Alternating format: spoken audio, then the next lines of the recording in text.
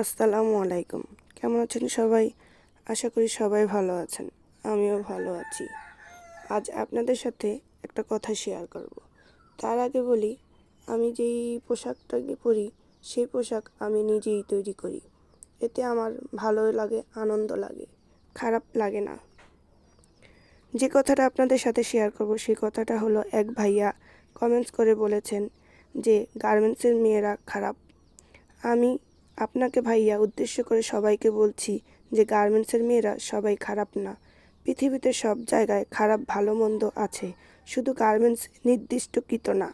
আপনার কমেন্টসের ভাষা আরও অন্যরকম ছিল, তবে ভাইয়া গার্মেন্টসের সেক্টর মেয়েদের নিয়ে যে ভাবনা আপনার, সেটা সম্পূর্ণই ভুল। একজন শিক্ষিত সচেতন ব্যক্তি হয়ে এরকম কমেন্টস করা ঠিক না। আশা করি আপনার ভুল ধারণা আজ থেকে ভেঙে যাবে।